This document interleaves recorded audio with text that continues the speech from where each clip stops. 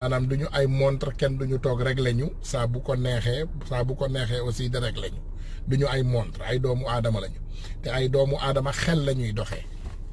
donc ñun aussi porteur de voix yi nga xam ne doomu aadama yi dañ ñuy déglu mag xale ndaw góor jigéen di ñu déglu du ñu jël suñu ay kàddu di ko teg ci ay menaces wala ay ñaawteef ay waxu dof kese yenn saay xol yéeg nga wax loo xam ne peut-être mënoon nga koo gën a rafetal yenn saay xol wàcc nga wax loo xam ne mënoon nga koo gën a ñaawal donc je pense que en ce moment je ne suis personne pour vous dire ce que li baax si yéen mais j'en suis sûr et certain que en tant qu'être humain mën nañoo partager ay idées donc idée bi nga xam ne ñun ñëpp moom la ñu am doomu sénégalais yi te ñu boole ci am ci collectif boobu di ñoo lànk dafa woo doomu sénégalais yëpp pour ñu lànk ci li nga xam ne moom mooy yokkute courant bi ñu lànk ci li nga xam ne moom mooy njàppum Guy Marius Sagna il faut savoir que nous sommes un collectif de sénégalais qui se bat pour l'intérêt général du Sénégal on le fait différent am na ñoo xam ne ci saaga lañ ko teg am na ñoo xam ne xëy na ci xaste am ñoo xam ne xëy na ci dóore am ñoo xam ne xëy na ci reyante sax mais ñun dans notre cas li ñuy wooyee doomu sénégalais yi mooy ñu xam ne y a un de nos frères et cette personne c'est Guy Marius Sagna mi ngi ci biir kaso bi ñi ci des yëpp bàyyi nañ leen mu dem te xam ngeen ne Guy Marius Sagna ñu ngi toog chaque jour qui passe ñu ngi koy wut pexe boo xam ne mën nañ koo disparaître loo ba nga xam ne doomu sénégalais yi duñu réagir chaque jour qui passe boo leen seetaanee Macky Sall saay-saay yi gën a mag ci àdduna bi ak nootkat yi gën a mag ci àdduna bi rek la xaritool ak outil nootukaay yi rek lay jënd Macky Sall amul benn avancement boo xam ne def na ko Sénégal lu dul jënd matériel nootukaay am na ko il a les voitures blindées qu'il a besoin il a tous les outils qu'il a besoin pour noot doomu sénégalais problème bi ko dal kay xanaa dafa xamagul nu mu koy introduire force de l'ordre yi ba ñooñu accepter ko te ñooñu bañ koo gisee nu ñaaw loolu rek moo ko dérangé gum pour le moment mais Macky Sall il est prêt à tout prix pour mu noot doomu sénégalais yi wax na ko ci ay interview am wax na ko ci ay waxtaanam wax na ko ci ay gouvernement am wax na ko ay nit yu ko jege ñuy ne doomu sénégalais yi ñu jël suñu ay responsabilités on a des responsabilités dans tout ça parce que peuple moo am ak gouvernement lu ko fa teg peuple bi mooy toog ba mu neex ko mu ne vraiment gouvernement bii nga xam ne teg nañ ko fi est-ce que mi ngi travailler sur l'intérêt du peuple léegi peuple boobu jël ay matuwaayam bu fekkee peuple bi yaakaar nañu ne Macky Sall mi ngi def liggéey bu baax yéen ñëpp toog leen seen kër bu kenn génn mais bu kenn plaindre demain bu fekkee yaakaar ngeen tamit ne Macky Sall deful li nga xam ne moo ko war am na loo xam ne mën nañ koo def pour redresser loolu nga xam ne moom la Macky Sall di def mooy ñun sénégalais yi ñu génn ñu lànk génn commencé ko ci université ba boo ma laajee man damay ne continuer ba palais waaye du loolu lañ ma wax dañ ma ne université ba la ñuy doxee ñaxtu ko ba fa nga xam ne moom mooy destination bi nga xam ne moom la décision bi doomu aadama yi jël pour ñu yem fa pour doomu aadama yi continuer aussi ñaxtu ba keroog bu ñu libéré Guy Marius Sagna ba keroog bu ñu wàccee njëgu pétrole bi newuñu ko nag comme niñ leen ko waxee xam nga nit bu lay woo ci yëfu sauvage bul ko ci wuyu bu lay woo ci yëfu civilisé mën nga ko cee wuyu donc ñun li ñuy woote doomu sénégalais yi ci lu civilisé lañ leen di woo civilisé nag bari na ay manière bari na ay façon parce que bañ ku la yëpp ci civilisation la bañ ku la noot ci civilisation la donc ñun li ñuy ñaan doomu sénégalais yi il faut ngeen xam ne Guy Marius Sagna li ko dal mën na dal kenn ku ne ci ñun dafa mel ni épidémie xool leen tey li xew Chine y a 2000 Chinois ci àdduna bi amin 2 milliards de Chinois mën nañoo créer lu ne ci àdduna bi ils peuvent inventer toutes choses mais doomu chinois yaa ngi des Chine comme des mouches parce que système bi nga xam ne ñoom moom la ñu defaroon ndeysaan defe naa système bi parewul woon pour côté bi nga xam ne moom la ñu jàngantool tey ñun tamit système bi nekk Sénégal parewul pour faire face à cette médiocrité de Macky Sall.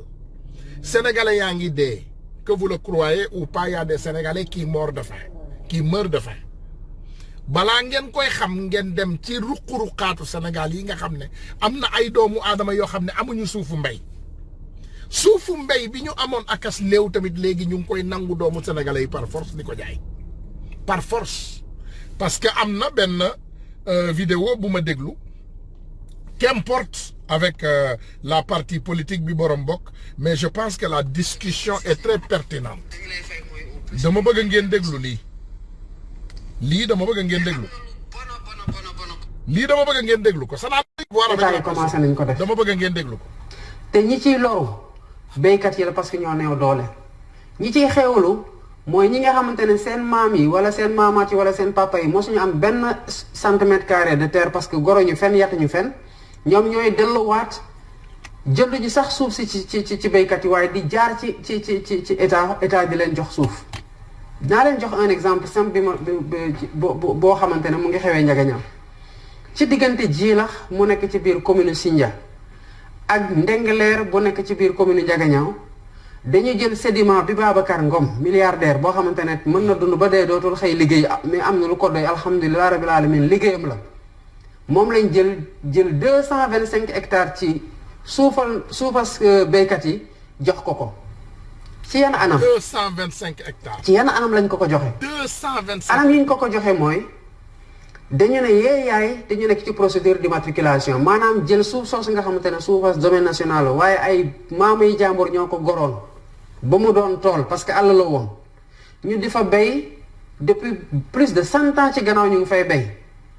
ñu xëy ne leen dañuy def enquête de commodo in commodo parce que mooy procédure lan mooy enquête de commodo in commodo.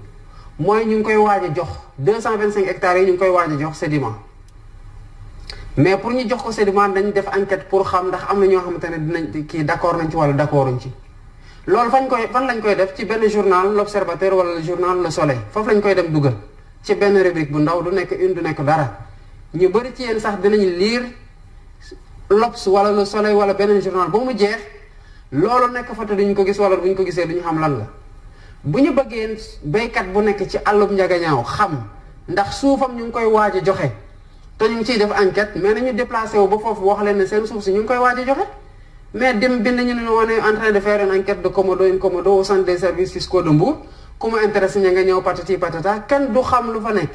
moo tax lu xew mooy lu metti la parce que dañoo xëy rek jël kii nee leen suuf si joxe nañ ko. ñooñu lu ñu fa béyoon dem góob ji sax santaane bu ñu fa amee woon dañuy jël waa santaane yëpp ramassé yóbbu gendarmerie yenu leen fa 2 jours ou 3 jours bàyyi leen ci biir tey nii ñooñu mënatuñu béy ci fi ñu doon béy te kenn joxu leen dara loo xamante ne daf leen koy remplacer rien du tout te boo leen waxee ne fexe leen béykat yi am ay titres ci seen tool yi ba ku leen soxla boo ñëwee ñu jaay la ko bu boobaa béykat bi jaay sa tool yaa xam mais béykat boo xam day xëy rek ñu nee la tool bi nga doon béy yaakaar ko pour dund yow moomatoo ko. te maam ak maamaatam ñoo ba cay maami maamaatam ñoo ko moomoon doon fa béy depuis des décennies et des décennies injustice ëpp loolu te loolu nag kenn defu ko lu dul Macky Sall parce que pour loolu am il faut que ñu immatriculer ko dugal ko dans le domaine privé de l'État ba pare jox ko Babacar Ngom te pour ñu immatriculer ko il faut un décret d'immatriculation boo xamante ne Macky Sall moo koy signé ci loxoom kon ñi nekk ci communes yi nga xamante ne ñooy jàppale Macky Sall ay tànk di dem ci béykat yooyu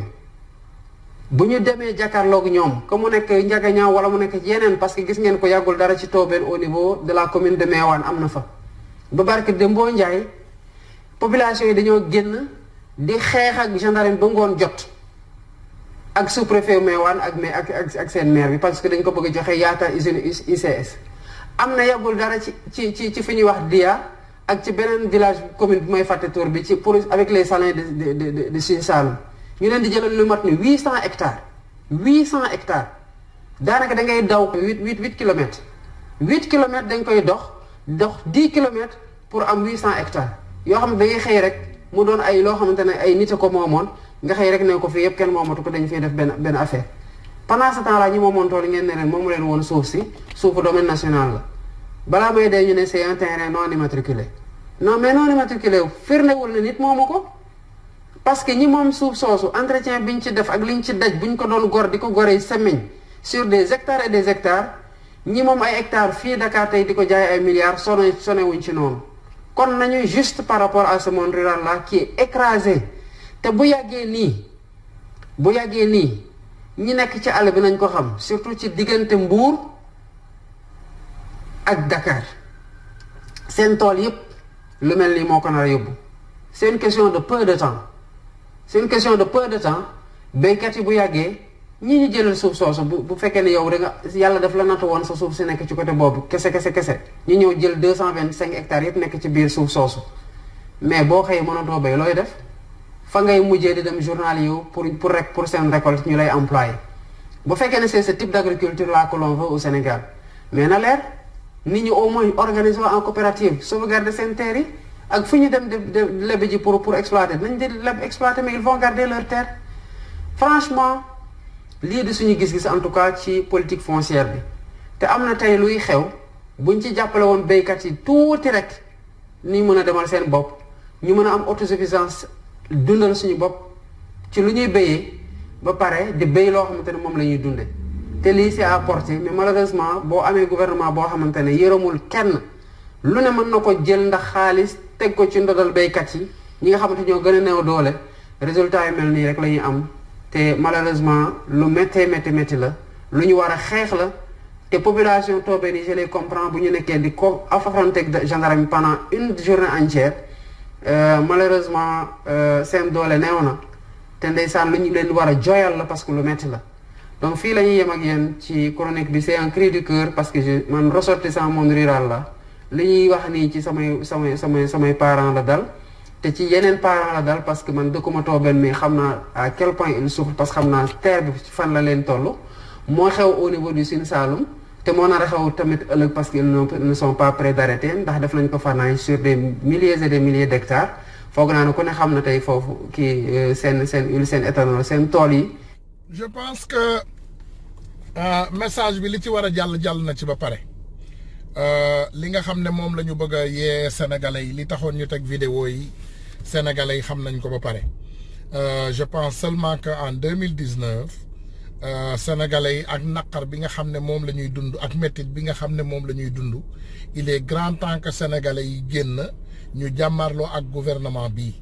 parce que ma wax leen on a toujours été exemplaire en Afrique on a toujours été l'exemple de l'Afrique lu dox Sénégal daanaka moom mooy guider voisin mi yëpp te injustice bu jàllee Sénégal injustice boobu gis ngeen ne këpp na ci suñu pays voisins yi par exemple la Gambie la Guinée par exemple la Côte d'Ivoire maanaam dëkk yi nga xam ne yëpp dañoo wër Sénégal wala ñu am même façon de vie saa bu injustice mënee dox Sénégal rek dëkk yële yëpp dañuy ñeme mais saa bu ñu bañee injustice Sénégal dëkk yu bari yu nekk suñu entourage yi aussi dañuy adopter li nga xam ne moom la Sénégalais yi di wane. Sénégal c'est presque le petit Paris de l'environnement mais tey Sénégal dem na ba vraiment ñun ñooy exemple médiocrité ci suñu tund boobu noonu ndax jaay doole gi tey boo xoolee démocratie sénégalaise ni mu reculé mais man du ma waxtaanati ak doomu aadama ma koy wax démocratie au Sénégal et pourtant nee naa la fierté la woon ci man dama ko daan tiitaroo dama daan ne ñun suñu dëkk bi rek moo masta am guerre masta takk masta am lii masta am lële mais je vois que ndeysaan le fils qui est né après l'indépendance le fils qui vient juste de naître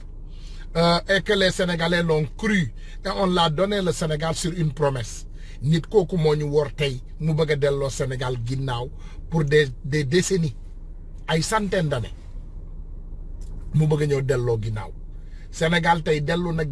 dellu ginnaaw boo xam ne képp ku ko bëggoon natt est-ce que di nga xam mesure bi fi muy toll suñu démocratie tey kenn xamul fu mu toll Guy Marius Sagna est toujours en prison Aly Ngouille Ndiaye notre ville n'a pas de sécurité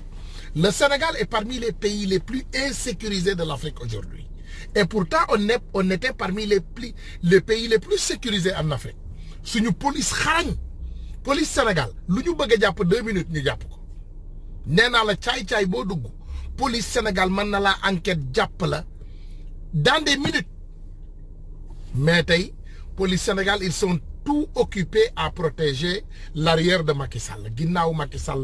lañu nekk di maanaam ay arrière u Macky Sall lañu nekk di sàmm fi mu ne nii lu ñuy sàmm Macky Sall Alioune Sall ay doomu Macky Sall sàcc yi les grands voleurs de la République bu ñu ñëwee corrompre nañu ñëpp ñamal nañu ñëpp suukar wax nañu ñëpp li nga xam ne jubul vraiment je pense que dans toute société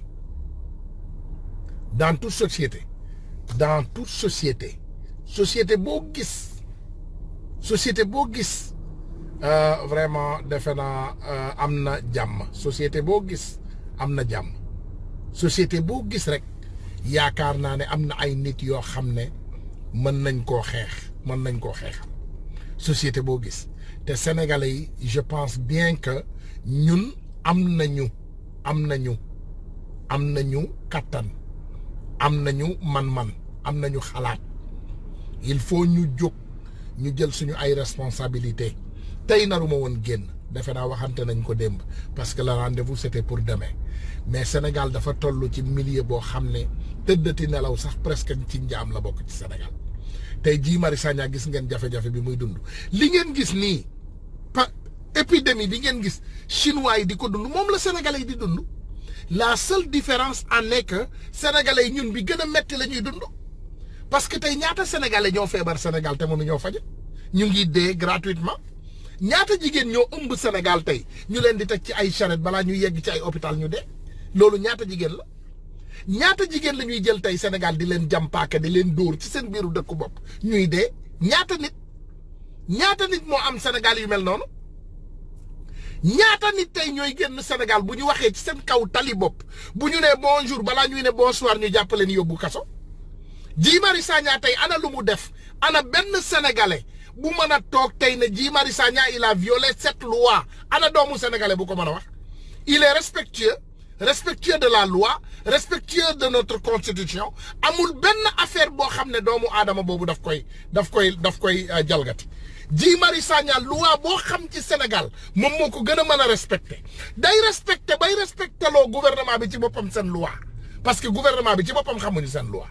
ma tegal leen rek benn vidéo Guy Marius Sagna du ma ci sonn ngeen jéggal ma rek te yàlla tax dama leen ko bëgg a tegal tout simplement pour ñu mën a continuer ngeen dégg. misaal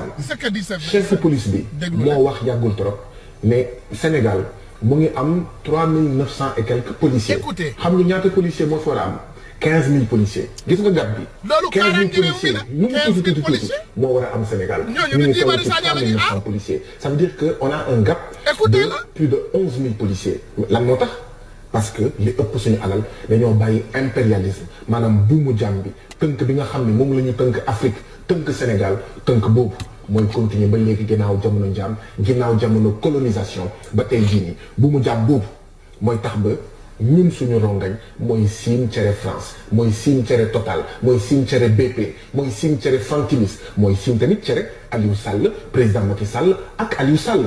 système boobu la ñu war a soppi ci fànn yépp rawatina ci saytu wi suñu ay ressources naturelles rongañu baadoole bi siin en fait cere buur wala golo di koy baabul di dundee loolu moo war a jeex ñu war a def comme ni ay réew yu mel ni Bolivie def Evo Morales mooy président actuel bu Bolivie bi muy falu li mu fekk ci réewam mooy amu Bolivie ressources naturelles yi 16 millions pour être sûr moo doon toog peut-être 20 Bolivie millions de 82% dem bitim réew mu xeex ba inversé li ñu woowee rapport de profit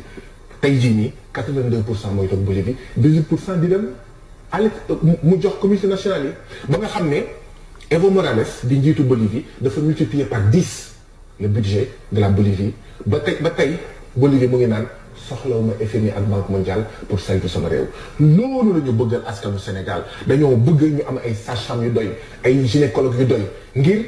les 4 femmes yi nga xam ne ñeenti jigéen yi nga xam ne ñooy dee bés bu nekk Sénégal ndaxte amuñu sage-femme yu doy gynécologue yu doy loolu mu dak dañoo bëgg am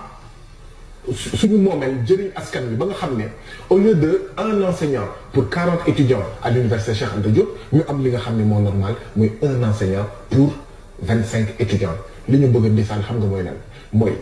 65 candidats sur 100 yuy échoué au baccalauréat chaque année depuis au moins 3 ans mu dakk xam nga loolu lan moo koy dakkal ñu am ay moyens yu doy am ay jàngalekat yu doy am ay écoles yu doy ñu mettre les élèves dans de bonnes conditions bi sax xam nga lan mooy coow bi 59 ans après l'indépendance nous avons 54% de Sénégalais yoo xam ne mënuñu jàng abajada xam nga lu tax. xam ngeen différence su Guy Marius Sagna un citoyen lambda et le ministre de l'Intérieur Aly Ngouille Ndiaye voilà Guy Marius Sagna un citoyen lambda il se bat pour l'intérêt de tous les Sénégalais. Aly Ngouille Ndiaye, un ministre qui doit se battre pour l'intérêt de tous les Sénégalais, il fait un rapport, un faux rapport, et le mettre sur la table du président de la République. Et lui, en aide avec le président et son petit frère, il vole des milliers de milliards au nom de quoi? Nous sommes à milliers de milliards. Aly Ngouille Ndiaye bobu tay, il est incapable de parler à un Sénégalais qui le respecte. Mounatul khol Sénégalais ci kanamam. Mou paraît, il a manufacturé des fausses élections dans notre République. Goudi yi tay Aly Ngouille Ndiaye ne peut pas montrer sa figure au Sénégal. Dafay doxantu ak grand boubam bu rafet di dem ci ay xawaare di dem ci ay ndaje di promettre mais Aly Ngouille Ndiaye ban policier Sénégal moo ko respecté tey quel policier ban policier Sénégal moom moo respecté tey Aly Ngouille Ndiaye dites-moi un homme de loi sénégalais qui respecte le ministre de l'Intérieur. Un ministre qui est voleur, un ministre qui décevoit son peuple, un ministre qui ment son peuple. Ban nit ngeen yaakaar ne moom moo respecté tey Macky Sall ak sa bande de malfaiteurs. Benn nit respecté wu leen mes frères et sœurs sénégalais. Mais il est temps de sortir et de prendre nos responsabilités. Nañu génn jël suñu ay responsabilités. Amérique Donald Trump bi mu déconné xaw ma baax na xaw ma baaxul mais je sais une chose, il est plus patriote que Macky Sall. Parce que Donald Trump li muy def yépp ci intérêt réewam la. En faisant ça, il a briqué des lois mais bàyyiwuñu ko ci. He's been impeached. Donald Trump, la loi américaine l'a pris. Ñu ngi koy impeach guddi yi ñu toll. Il peut même être renvoyé comme président. Benjamin Netanyahu, c'est Dieu qui vous montre les puissances mondiales. Première puissance mondiale, Amérique. Ak ñu wax ko ak ñu bañ ko wax gis nga Israël ni mu tuutee noonu il fait parmi des puissances mondiales. Président Israël ñu ngi ko inculpé ci ay caay-caay ci ay ñaawteef. He's indicted am na indictment guddi yi ñu toll Benjamin Netanyahu dinañ ko atte. Mais pourquoi nous on a les plus grands voleurs dans notre République? On a les plus grands waxet dans nos républiques. Yéen ñëpp ngeen bëgg a toog seen kër yi te di nelaw ne yàlla baax na yàlla bay sa tool américains yi mënoon nañu ne yàlla baax na ñoo ñu gën a avancé. Les Israéliens ils pouvaient dire yàlla baax na ñoo ñu gën a avancé. Nous on est là, on est pauvres, on ne mange pas, on ne dort pas, on nous force à payer des factures de courant qu'on n'a même pas l'argent pour payer. Déjà 90% vont perdre vos courants. 90% des Sénégalais vont perdre le courant. Vous allez payer pour 1 mois, 2 mois. Après, vous ne pourrez plus payer. Lan mooy xew après. Nga dem lebi sa voisin pour fay sa courant.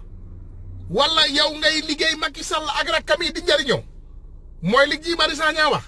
Rongo ñu baadoolo di siim cerey buur. Ah, golo di béy baabul ndund. Mais c'est grave. Mais il faut savoir que ñun Sénégal li ñuy changer ci ñun lay jóge mes amis. Ce qui va nous changer va venir de nous. Waa Guinée du ñu ñëw changer ñu. Waa Gambie du ñu ñëw changer ñu. Ku nekk ngeen ay problème am. Vous avez vu ce qui se passe en Gambie.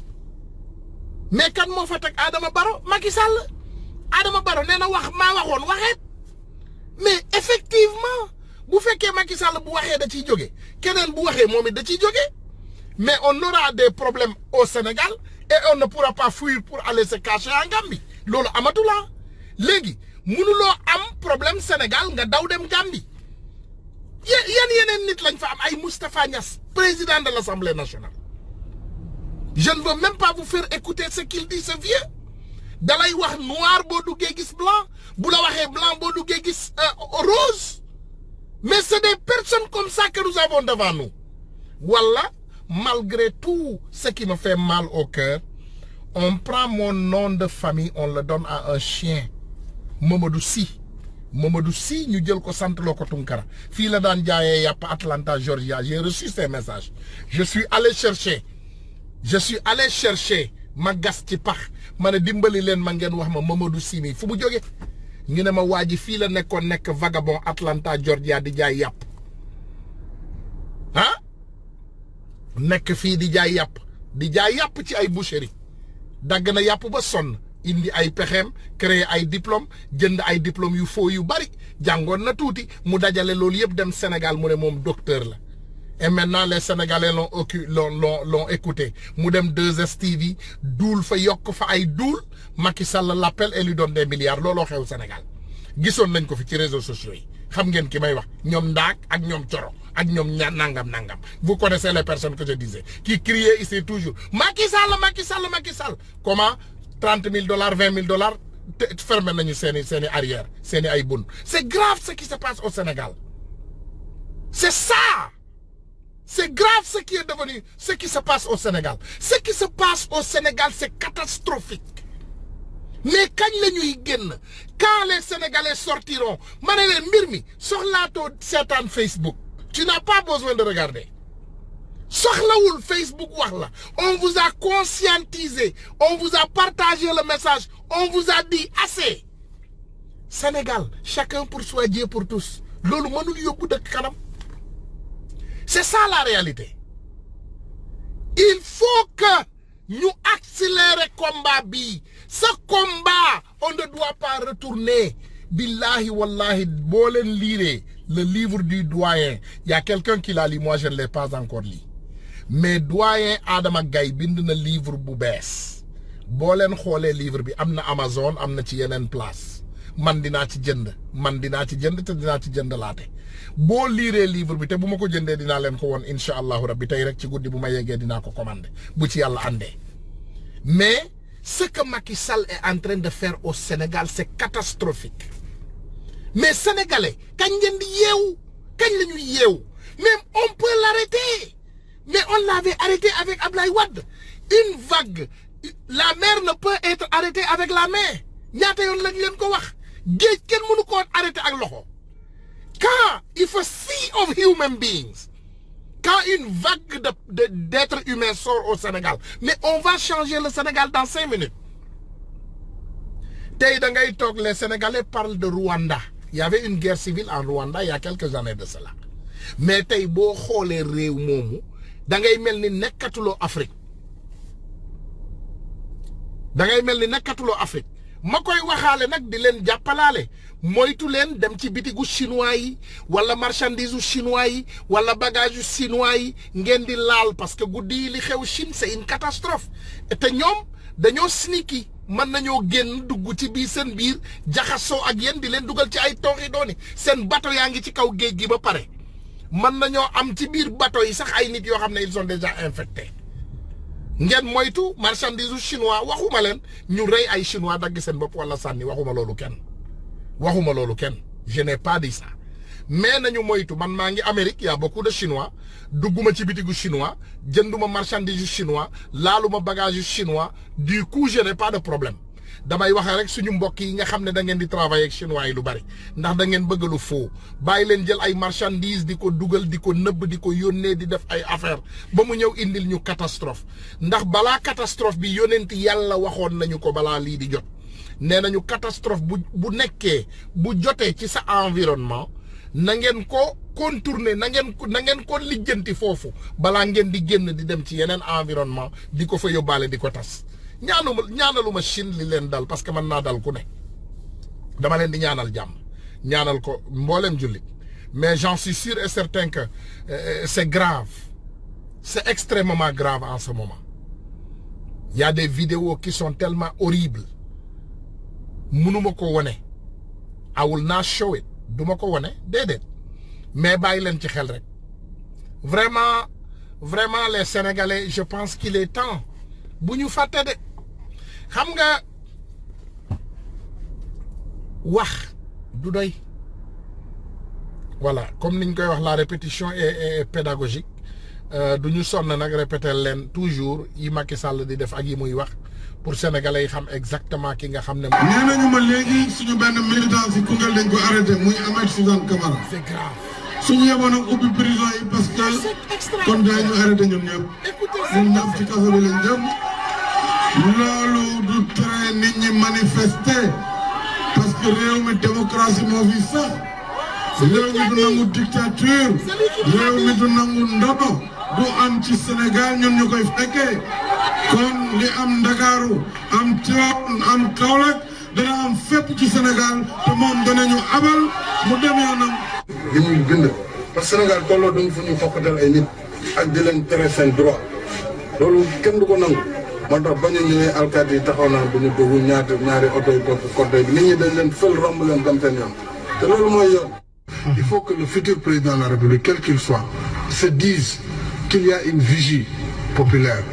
une vigie citoyenne qui est là, qui va observer les faits et gestes du nouveau pouvoir. C'est ce que j'appelais tout à l'heure, la magie du clic à travers les réseaux sociaux, qui fera face à la toute-puissance du fric et du flic. Donc, quel que soit le président, et nous l'avons intériorisé, il ne peut plus se permettre de faire ce qu'il veut. Les majorités aussi ne peuvent plus se permettre la majeure du clic qui fera face à travers les réseaux sociaux, qui fera face à la toute-puissance du flic et du clic. Whatever nonsense, whatever. He's French. Aïe français, ça de spécial. Non, mais une personne qui peut décevoir son peuple de cette manière. Moi, je comprends pas, je comprends plus. Faire ce qu'elles veulent, que ce soit le Parlement, de voter n'importe quelle loi, sans que le citoyen ne réagisse. Et ça, on l'a vu même dans les plus grandes puissances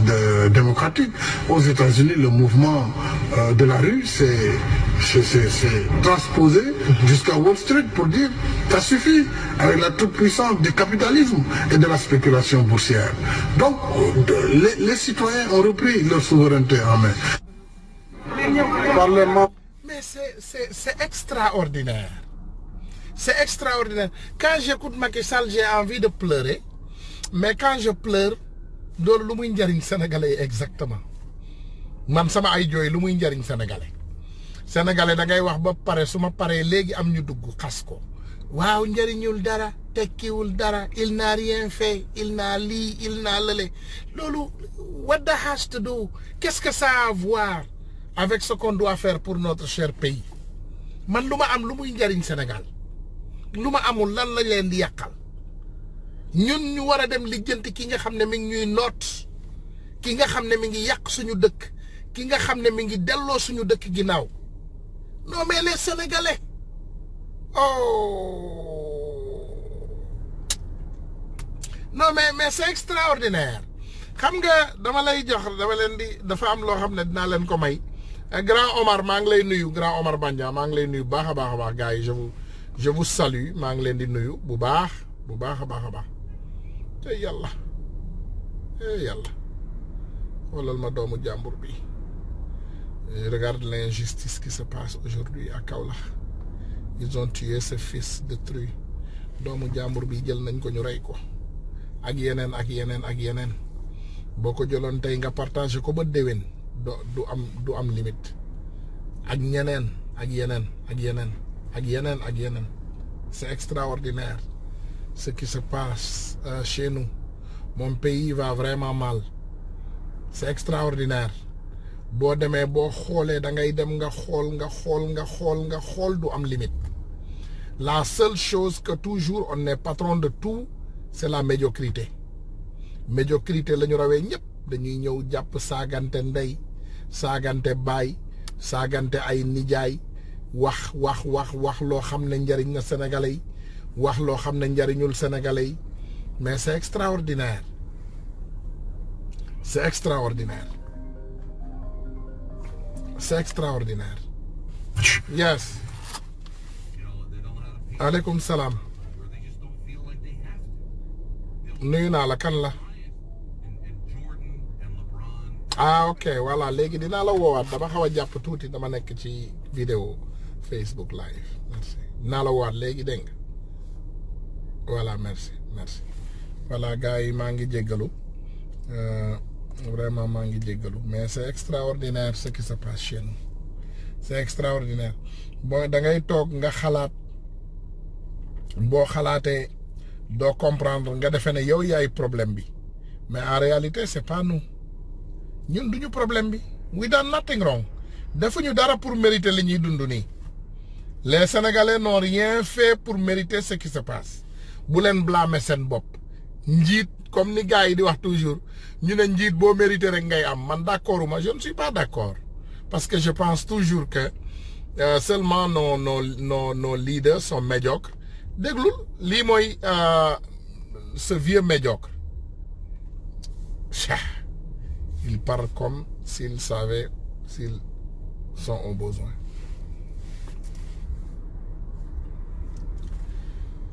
baal leen ma de vidéo Mamadou Sy Tounkara bi laa bëgg a teg parce que moi je comprends plus le Sénégal je comprends plus yenn saa yi damay bëgg a comprendre mais du ma mën a comprendre je comprends plus parce que ñun naka la ñuy nekkee ci biir dëkk di defuñu waxuñu kenn lu ñaaw ñu ñuy jëlal yenn yi di ñu ko def xool leen lii ay yàlla qu'est-ce qu'on a fait pour mériter ça ñun ñu def pour mériter lii. conseil bi yëfu caaxaan la. déglu dañu gëm ni au conseil bi institution budgétaire la pour comme li ina penda wax caser clientèle politique. ku fi gëmul loolu. Tounkara Sénégalais yi léegi li may jeexle mooy. nga baal ma am lu. non bàyyi ma yàggali Sénégalais yi est-ce que yéen xam ngeen ni Sénégalais yi yëg-yëg boobu la ñu am si au conseil. non Sénégalais yi yow munoo wax ba émission bi jeex ba nga waxal Sénégalais yi. parce que Sénégalais yi non. waaye nag dafa mel ni dafa yegg ñu ub gémmiñam lu waral loolu ñu dégluwaat Tounkara tey naka lay waxee je vous en prie. tey boobu conseil économique social ak beneen ba bu fi nekkaat tamit moom ci sans compter nag àddina agence yi fi ne nga xam ne dooruñu fayuñu tekkiwuñu dara chaque jour nga dégg benn agence bi ñu créé qui servent à rien du tout donc ñooñu ñëpp bu ñu leen supprimer woon loolu ñu doxal leen boole leen ci benn nationaliser les dépenses xanaa mu gën a oyof ñu Tounkara yéen a war nga mën a wax nag wax dëgg yaa yow Tounkara nag. waa léegi yow ngay donc nañu supprimer HCCT. supprimer conseil économique et social. j'ai mis est-ce que devant. ah d'accord non nee nga tekkiwuñu dara. tekkiwuñu dara te. ok yow yaa ngi ko wax sax. déedéet man loolu musuma ko wax. loolu musuma ko wax donc loolu moom du sama waxin. man du ma waxee noonu. écoute mais vous écoutez ce médiocre.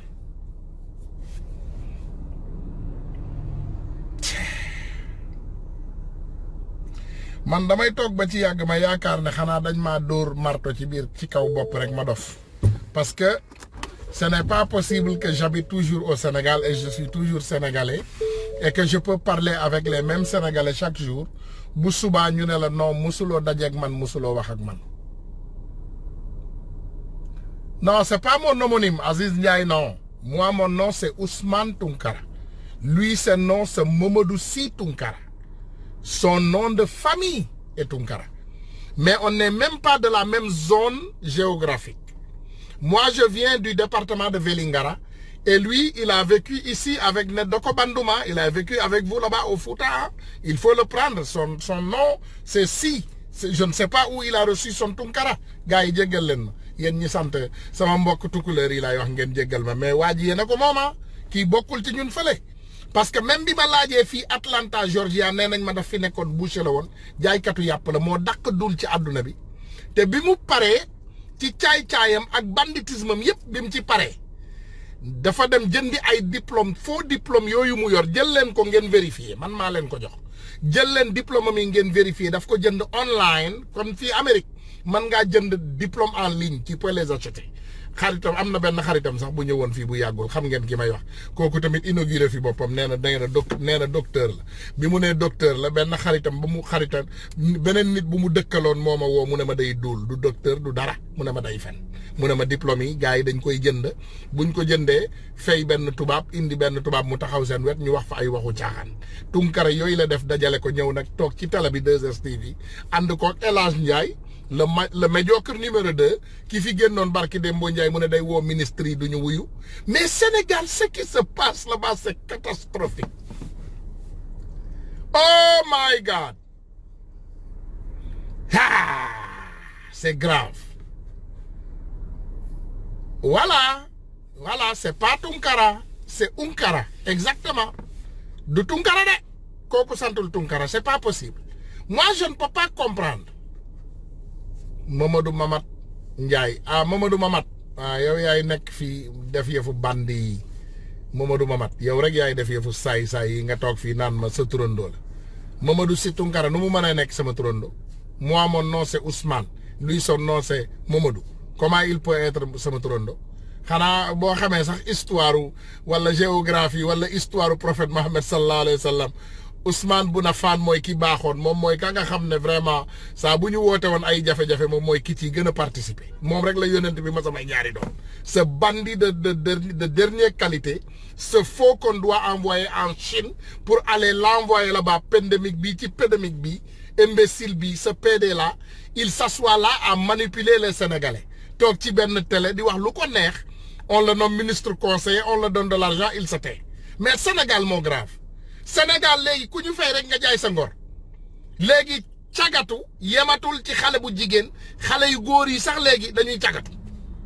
Xam nga léegi avant da nga daan dégg ne voilà am na kuy jaay boppam d'accord gigolo góor wala jigéen def li muy def. Mais léegi xale yu góor yi góor ñi ñooy toog bandalang ci ay télé. Voilà, madame, ils ont trouvé un moyen, quoi. Ils ont trouvé un moyen. Ils ont trouvé le moyen, je ne parle même pas de femmes, mes sœurs, mes sœurs. Voilà. Non, mais c'est grave. Non, c'est grave. Non, c'est grave. Attends, je vais regarder. Il a dit si j'ai reçu une vidéo, voilà. maa ngi seetaan vidéo bi ma tagal leen vidéo bi YouTube ngeen déglu kii c'est pour notre frère Mamadou Sy Tunkara non kii mooy doom yaram. bëri na mën naa la benn question. bu ma jékki jaxa quoi nu mu demee ba nga nekk conseil est-ce que mën naa la ko laaj tamit man maa la may opportunité nga wax ko Sénégalais parce que man bon bëgg naa ko xam quoi boo ñu ci mënee leeral ngir yàlla waaye bu fekkee aussi mënoo ko aussi non mais loolu xam nga ak diinu nasiha diine moom mooy laayante biir waaw mooy joxe conseil le bon conseil léegi maanaam président dañoo tase waxtaan mu ne ma sunu wóllëre bi ko doon xalaatal ndeysaan Amidou Dia yàlla na suñu borom dafa génn àdduna moom moo ko doon jox conseil si wàllum culture ak intégration africaine. di bind également ce discours. waaw nag président ne ma bi mu gaañoo ba léegi ko kenn remplacé wu ko loolu yow su la soxalee mun nga ko ñëw remplacé mais quoi loolu de moom mën na am solo mu jékki-jékki rek gis président def génne arrêté def nomination boobu loolu nag maanaam ñun di si sant suñu borom te li nga xam ni moom la ñu yàgg taxawee rek moom la ñu fas yéene man nag contrairement à ñeen ñi ñun daal bi ñu dem élection ñun ay indépendant la ñun si Sénégal la ñuy dox ñun bokkuñu parti nangam bokkuñu parti sangam sama baay bi ma jur nag daf ma ni yow Sénégal da ngay jàpp ne yow amoo fi kenn du sa noonu man kenn du sama noonu léegi nag ku am sa combat de da ngay noonoo ak kenn yow yaay noonoo ak kooku man jàpp ma ni kenn sama noonu te fépp foo xam suñu borom yabal na ma fa bu soobee yàlla bu ñu demee dañ jéem a taxaw si def lu baax mooy lu bon. ñaata voix nga amoon am na solo. c'est logique. ñaata voix. léegi dañuy delloo waa kër gi ñu fi ñëwoon tey beneen gan moom mooy moom la ñuy dugal léegi dañuy defal benn xaaral ñu dugal léegi ginnaaw bi ñu delloo jëkkër. Oh my God, this man, non, médiocrité passé au lit, non, c'est pas possible. La ilaha illallah Muhammad Rasulullah. Non, musuma gis nit ku médiocre. Asalaamaaleykum mbokk yi man seen mbokk Mamadou Sy Tunkara njiital mouvement indépendant defar Sénégal. waaw déglu leen kii déglu leen tey mu neex de waa Xalaat TV ñoom dañoo xarañ tey rek mu tey la tey oh my god mais dégg ngeen vous écoutez ce médiocre ñu ngi leen di nuyu di leen jaajëfal yéen ñi nga xamante ni nii yéenay suivre chaîne bi di Xalaat TV ñu leen di dalal ci seen jàngatu bés bi. tey nag dañuy wax ci Mamadou Sy Tounkara di ab chroniqueur ci chaîne bi di 2STV parce que dañu seetlu ni ci réew bii di Sénégal dafa am benn façon bu bees bu ñuy defee politique maanaam pour am ab ndombal tànk da ngay nekk ci opposition bi di critiquer nguur gi fi nekk mais defoo ko ak objectivité maanaam yow defoo ko pour participer ci li jëmale réew mi kanam. mais da nga koy def pour que nguur gi woo la jox la ab ndombal tànk nga am salaire bu baax changer situation gis nañ fi kaw maître El Hadj Diouf Aïssata Tall Sall ak ay yeneen politiciens d'ailleurs defoon nañ ci sax ay vidéo maanaam ay nit yoo xamante ne nii anam gi ñuy defee politique dëppoowul ak éthique dëppoowul ak jikkoy koor maanaam ay nit yoo xamante ne nii mosuñu gëm li ñu doon yëkkati ci ay kàddu démb Mamadou Sy Tounkara nag bokkoon ci doomi aadama yi nga xamante nii dañ leen joxoon cër trop lan moo tax parce que dañ doon jël ay position yoo xamante ni jàppoon nañ ne dañ ko gëm mu nekkoon itam ay kàddu yu amoon solo mais finalement dañu seetlu que ni moom Mamadou Sy Tounkara dara wutalewu ko ñiy def politique politicienne maanaam pas def politique pour defar réew mi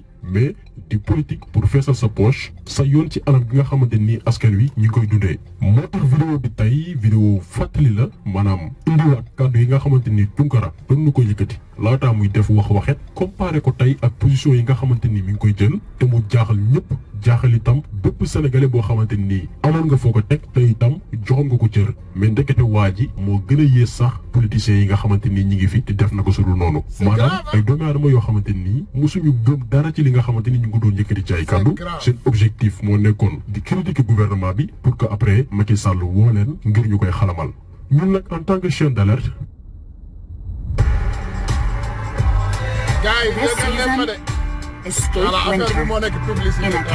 dafay baax ñuy taxaw seetlu ci jëf yu ñu mel pour que sénégalais yi rawatina jeunes yi mën a comprendre genre jëm yu ñu mel yi nga xam ne Sénégal mosu leen ñor seeni intérêt personnel kese moo leen soxal. politiciens yi ñoom ñoo yor suñu réew boobu ba léegi nekk ci assemblée nationale bi te ñun ñëpp gis nañ tey liñ fa def doyuñu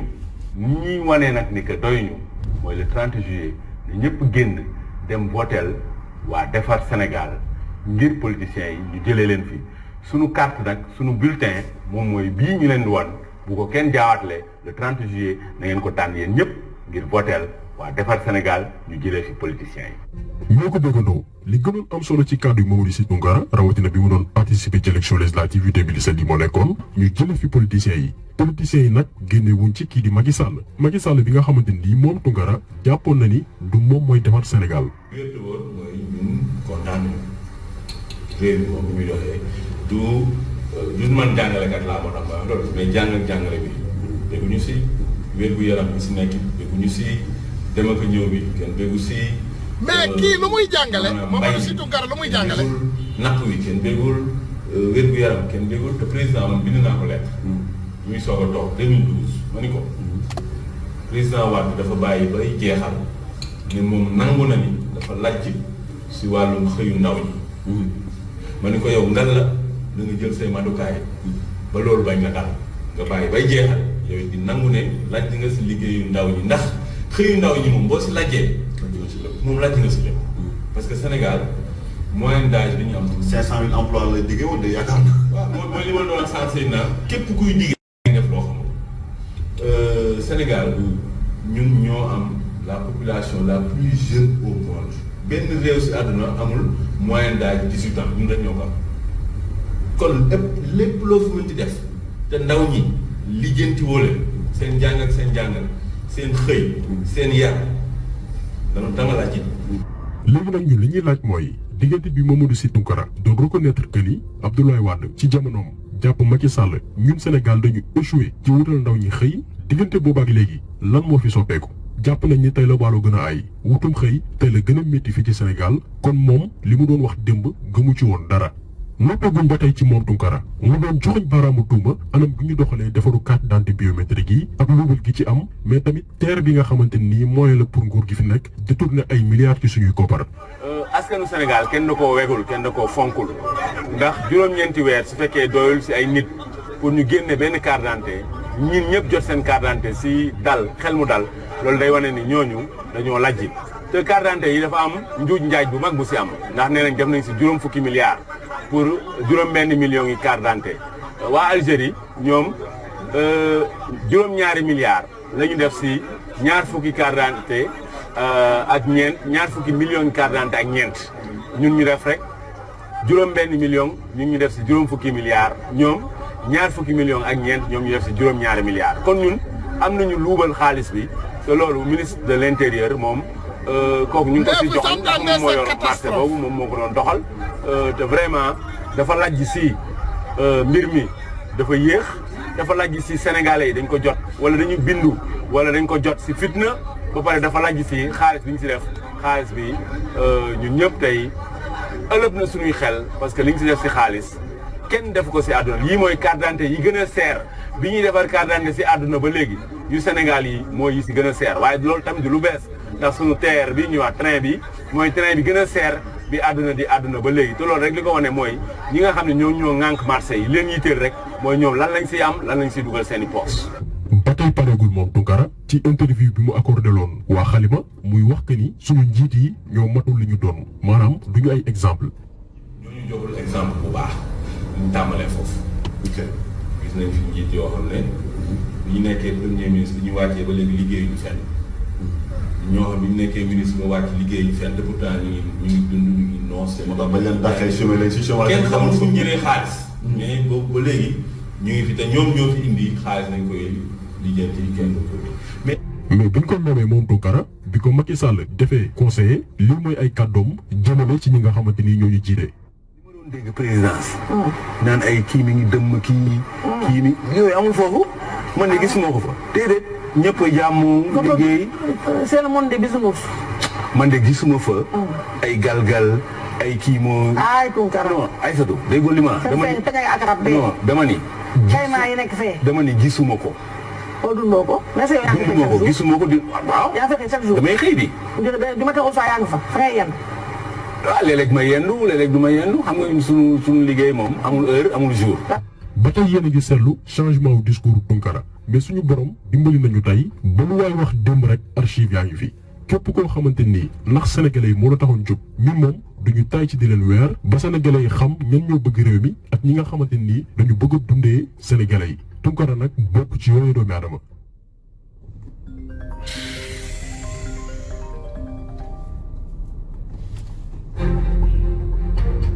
le problème ba tey ci moom Mamadou Sy Tounkara lu yàggul dara mu doon ñaawlu dàq gi Macky Sall dàqoon activiste panafricain bi di Kémi Séba mu doon wax ni rafetluwul jëfin gi ñu mel. li ko waral mooy Kémi Séba mi ñu génnee Sénégal dàqee ko fi loolu ñun dañ koy ñaawlu ndax Kémi sunu mbokk la Kémi sunu wóllëre la Kémi dañu àndandoo di xeexandoo dañu àndandoo di. Science is at the heart of biology-based nutrition. Differences you can see, feel, and trust for lifelong. Bokk yi ñu gëm beneen bi moom mooy sunu gouvernement bi dàq Kémi ci réew mi niñ ko defee jaarul ci yoon te gouvernement buy wàcc yoon dara tëwu ko lu ko neex mën na ko def mën na dal ci kenn ku ne gouvernement bi nag dañ koy wax na bàyyi di doxal boo xam ni dafa wàcc yoon. mais bu ko nommé moom Tounkara moo conseillé Macky Sall mu dàq képp koo xamante nii yaa ngi wax ci troisième mandat bi. man nëbbu ma ni man affaire troisième mandat bi dañ si ñëwaat léegi. mais man du man maa ko xelal de mais bokk naa si ñu ko xelal ni ko président loolu kenn du ko fi wax ku ko fi wax nga dàq ko. waaw man bokk naa si ñu ko xelal. parce que waaw. waay Tounkara c'est quoi cette métamorphose là. lan mooy métamorphose. pourquoi nga wax loo ko président. voilà li tax ma wax ko. mooy keroog président li mu wax. man dama ko bind ba mu leer. li mu wax 31 décembre. président su ne candidat la. campagne am si bés boobu lay tàmbali. coow li ne cour si réew mi. su ne du candidat ñi bëgg nekk candidat yëpp seen campagne tàmbali ministre bi galgal kële. bloqué dossier kii padd kële. kon juróomi at réew mi yëpp nekk si campagne. mais Sénégal mooy perte. ma ni président loolu monsieur le président ku ko fi wax na ko daax. maanaam li gën a garaaw ci nit ñu mel ni Tounkara mooy dañ doon prôné li nga xam ne mooy démocratie maanaam bépp sénégalais wax li mu yëg te du ci am benn gàllankoor mais ba ñu ñemee as tuut ci nguur ñooy conseiller njiitum réew bi mu comporté wu comme ab dictateur. te xoolal si calcul yi Aïssatou yow laa koy may. pour man président man sama calcul. waroon a daax au moins ñeenti nit. kan. non xam nga daax na ñaar. ñu ko wax waaw Moussa Diakhaté ak Sori Kaba. waaw. léegi. def na ñaar bu gazeli. ah non xaw ma dama ne léegi. mais yeneen ñaari kan la. képp ku waane. wala xolli gunóor. di si dugaat. président dina daax. kon lii mooy vrai Tounkara bi. mooy fii yow daal Macky Sall daal lépp waaw. déggoo ma la man maa ko xelal nga ni ma lépp waaw ay sa bul jaxase li. mais ma li nga xelal dafa baaxul. waaw pour yow baaxul. nangul naa la ni baaxul pour ñu bëri baaxul kat. pour ñu bëri baaxul nangul naa leen. waaw nañ ma nangul ne pour man baax na. donc lu mel ni Tounkara dañu sax far dangereux ci ab réew parce que ñooñu nga xamante ni dañuy wóor président di ko dugal ci ay musiba di ko créer ay noon ba ëllëg dootu amati benn légitimité. dañuy wéy ba tey ci moom Tounkara démb bi mu doon wax naan anam bi Sénégalais di dundee dafa métti te nag ci bépp fànn. Macky Sall maa ngi soog a comprendre ne li ko wër moo bon wala ñu fal leen li ko wër a ko gën a bon. ñooñu liggéeyalu ñu loolu day wane rek ni que suñuy njiit newuñu fi pour ñun. ay Tounkara jot nañu jëlee leen fi suñu bëggee suñuy doom ñun moom suñuy wàllu wéy na ñun moom yàqu bi fii Sénégal xóot na xóot boo xam ni du mbir mu ñuy defar si benn at ñaari at juróomi at lu xóot a xóot la suñu bëggee suñuy doom ak suñuy sët gis Sénégal bu gën nañu fexe ba ñu tàmmali wan njiit yi ne que lii mënatuñ si wéy dimanche bii di ñëw ñun ñëpp ñu génn dem voté jëlee fi politiciens yi. voilà ay politiciens yi boobu ba léegi réew mi biñ ko yoree ñun kontaanuñu si ndax amul benn fànn si réew mi tey boo xam ni nit ñi bëgg nañ si. du dem ak a ñëw du jàng ak jàngale du wér gu yaram du mbay du napp du sàmm du wàllum mag ñi ndaw ñi góor ñi jigéen ñi wàllum gox-goxaat yi amul fenn foo xam ne tey réew mi kontaan nañ si li ko waral nag mooy ñi waroon liggéey pour réew mi dañu liggéeyal seen bopp ñoom dooni millionnaire ak milliardaire fàtte ñu ñun moo tax askan wi ndóol askan wi torox loolu nag dañ ko war a saafara si lu mu gënee gaaw. gannaaw nag ba mu amee ndombal tànk muy wutal lay dund gi métti gi Sénégalais di dund rawatina yokk gi nga xam ne nemeeku nañ ko ci yenn produits yi. ñoom fan lañ teg yokk boobu loolu war nañ ko xool te su fekkee yokk boobu moom mooy tax mbir yi jëm kanam amaana loolu mën na doon lu ñu war a mën a bàyyi xel bu baax ndax àdduna moom bi muy àdduna ba léegi njëkk yi dañu mës di yokk te man loolu dama ko mës a gëm li am solo du njëkk yi yokk ndax njëkk yi foog ñu yokku li doon jar dërëm ñun biñ nekkee xale tey amaana ñaar dërëm lay jar wala ñetti dërëm mënuñu dund si àdduna boo xam ni njëkk yi dafay yem benn place rek du poussé loolu moom mënta ne.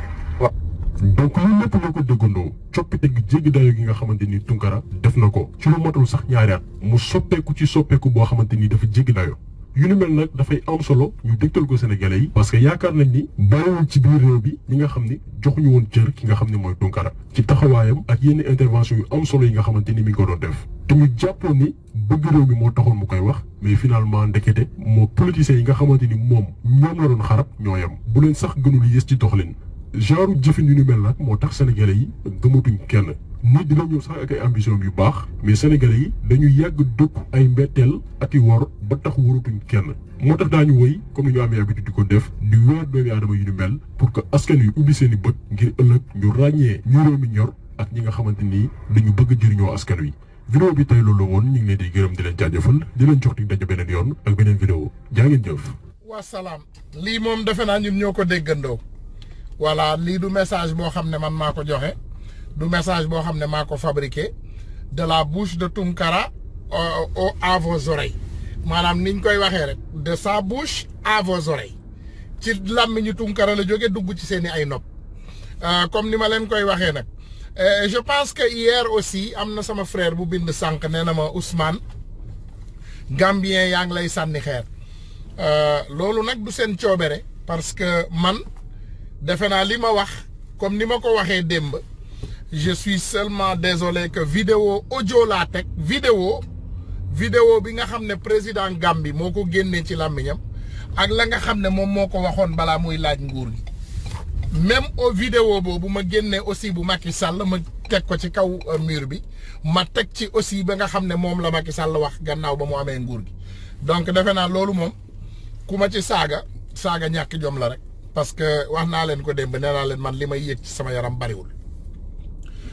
ku am fit wax dëgg yàlla am nga sama inbox am nga sama ay numéro man ngay woo nga saaga ma foo mën a nekk ci àdduna xam naa ne du ñàkk man it dinaa mën a jël sama ñaari kàddu ma sànni la ko mais kanta du ma répondre moom ci loo xam ne nit ku toog ci ngelaw ku la xamul wala koo xam di wax ay waxu dof man du ma leen répondre la plupart des I don't answer stupid people donc loolu defe naa wax naa ko démb te leeral naa ko te nee naa leen dootuma toogati fii di fi régler ay problème personnel kanta da ngeen di xool man nee naa leen ñaari kàddu laa leen jox ñaari nit ñoo am ci réseaux sociaux yi nit ñi nga xam ne tekki nañu dara mën nañoo wax doomi aadama yi déglu leen ak nit ñi nga xam ne tekkiwuñ dara parce que bu ñu génnul ci réseaux sociaux yi kenn du leen xool donc du coup il faut ñu génn fii ñu yuuxu parce que les réseaux sociaux c'est fait pour deux genres de clics mooy ay doomu aadama yoo xam ne dañ koy utiliser pour l'utile am ñoo xoon am na aussi dañ koy utiliser pour l'inutile parce que wax dëgg yàlla man du ma président wu Sénégal man boo ma saaga sonn nga du ma président wu Gambie du ma président wu benn dëkk tout ce que je peux c'est de donner mes idées te xam naa ne idée bi may joxe doomu aadama yi ñoo ma ko gën a xam xanaa kañ dama leen koy fàttali rek te damay fàttaliwaat waa sénégalais yi man nee naa leen bu dee Ousmane Tounkara rek bu leen génn yéenay xool ndax yokk nañu seen pétrole amin seeni dund wala yokk nañu seeni jafe-jafe boo leen ko gisee génn leen mais bu dee Ousmane Tounkara képp bu dee man ngeen war a dem génn xeex pour ma am kër bu leen génn bu dee man ngeen war a dem xeex pour ñu wàññi man sama courant bu leen génn ne sortez pas bu dee man ngeen dem war a xeexal pour dara ne sortez pas mais xool leen seen facture courant bu dee arrangé na leen ngeen toog seen kër bu dee arrangé wu leen ngeen génn xool leen seen dund bu dee arrangé na leen ngeen génn xam nga la différence entre moi et l'autre Tounkara voici moi j'habite ici déjà je me suis fait la vie awma parti politique dugguma ci politique laajuma réew jéggiwuma sax tali boobu xalaatuma ko sax ci sama àddina wax naa leen ko je vous l'ai dit déjà nee naa leen benn yoon dans votre vie ngeen gis doomu sénégalais boo xam ne ngir yàlla ak yonent bi la ñëw di wax ak yéen bu sama ambition changé dama koy def ci beneen plateforme parce que doomu aadama moom xam nga sa dund ma wax leen ko xamuloo li nga xam ne moom la yàlla amal sur l'étoile mais du ma utiliser plateforme bii pour loolu bu soobee yàlla bis bu ma yàlla nee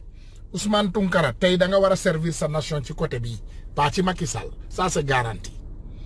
wallahi billahi tallahi bu ma ko waree def dinaa dem fa nga xam ne fa laa ko war a defee ma defee ko mais j'en suis sûr et certain que man li ma gis ngeen koy dund ci seen dëkk bi je ne veux pas être une part de ça bëgguma koo fekkee I don't wanna be no part of that donc mën ngeen rassurer wu nekk au moins am ngeen ñaari Tounkara comme temps wu yonent bi ni ngeen ko amee da ngay am ñaari Muhammad bu baax ak bu baaxul amoon na nag yu bari donc man li ma leen bëgg a wax rek mooy sénégalais yi jël leen ko ngeen teg ko mu ne Ousmane parle du OFNAC avec baax na Nafi Ngom xam nga comme ni ma leen ko waxee rek ñun li ñu am pour wax tey mooy vraiment affaire Guy Marius Sagna bii laa bëgg ngeen génn doomu sénégalais yi woo nañ leen ci côté bu ne nag woo nañ leen pour ngeen génn pour ñu dem jàmmaarloo ak Macky Sall mu wàññi njëg yi ginnaaw bu ñu jàmmaarloo ak moom mu wàññi njëg yi aussi ñu jàmmaarloo ak moom ñu wax ak moom ci lii nga xam ne moom mooy mettitu sénégalais yi muy Guy Marius Sagna mii ñu jàpp dugal ko kaso demande de les récupérer ces étudiants.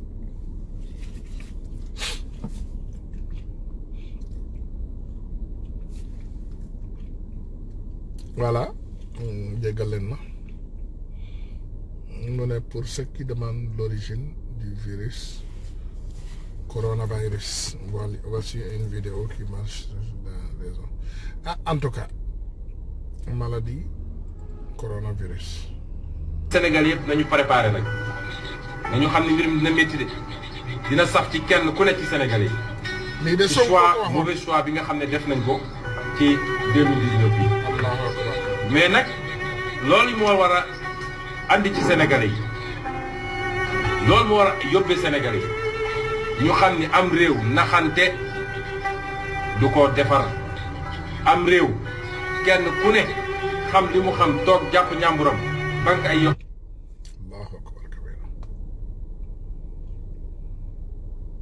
waaw lii yónnee nañ ma ko. man doomu Sénégal laa. duma leen woon vidéo yu graphique mais bëgg naa ngeen dégg. man dama nekk fi nga xam ne mooy ville bi ñuy wax fa la virus bi nekk. waaw léegi man damay dégg yenn propos yi wax nii que ñun ñi ngi ci jàmm ñi ngi dund xawma lan que nekkuñ ci benn danger affaire yooyu daal mais dama bëggoon andi ay leeral rek instant bii nii maa ngi dox 18 heures a jot dafa lëndëm nii rek mais gis ngeen mbedd bi. amul kenn ku ñeme dox amul kenn ku ñeme dox li yëpp lu ko waral mooy nit ñëpp dañoo ragal contamination léegi lii nii ku ci nekk est-ce que nekk nga ci jàmm est-ce que nekk nga ci jàmm lan laa bëgg ñuy wax na gis nga kii ni masqué kanamam gi ci kaw ba ci suuf ah gis nga kii ni masqué kanamam ci kaw ba ci suuf nit ñi kenn ñemewul dox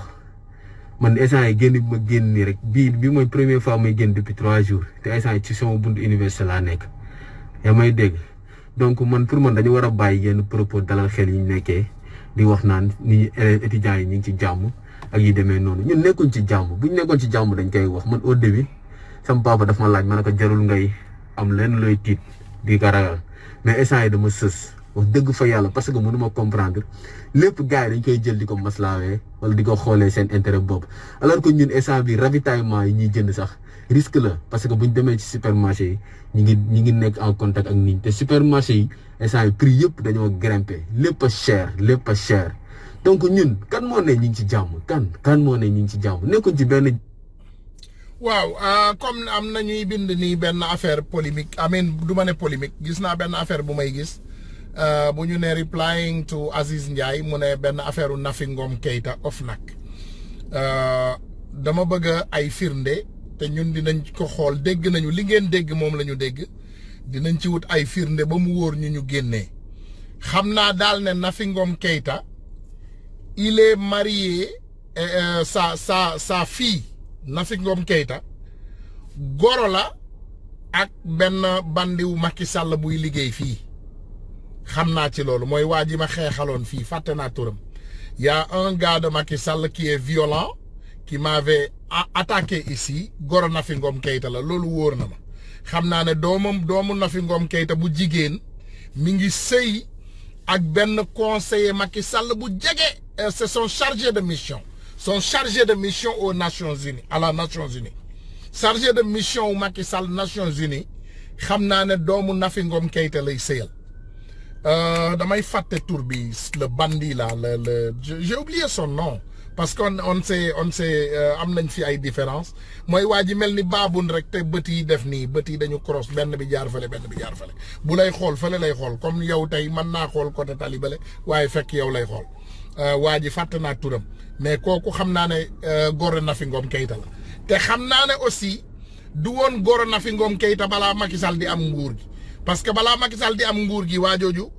maanaam taximan la dara newul ci taximan mais c'était un vaurien taximan yu gënoon dellu ginnaaw la ci dëkk bi mënul woon sax fay ay facture am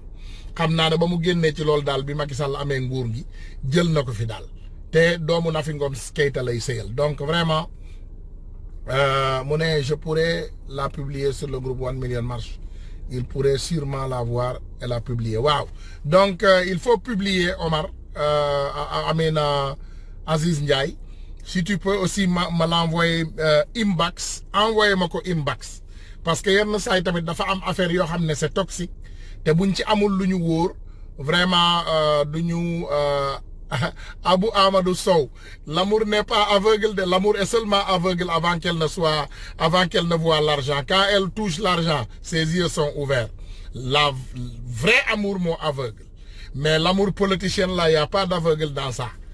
diw am na position sëy nañu ngay wax amour aveugle yow fooy fontoon nit ñi yéen tamit l'amour est aveugle mais est-ce que c'est l'amour combien de mariages tapalés on a maintenant tu connais combien de personnes me demandent moi pour que je les fasse une deuxième femme ou une troisième femme xam nga ñaata nit ñooy dox ci loolu ana amour bu man ak sama ñaawaay bi ana amour bi fii bu aveugle bu leen sonal nit ñi il faut arrêter ce qu'on dit mooy daal yow daal ñëw nga fi nga bëgg a am aveugle loo amour. L'amour là n'est pas aveugle.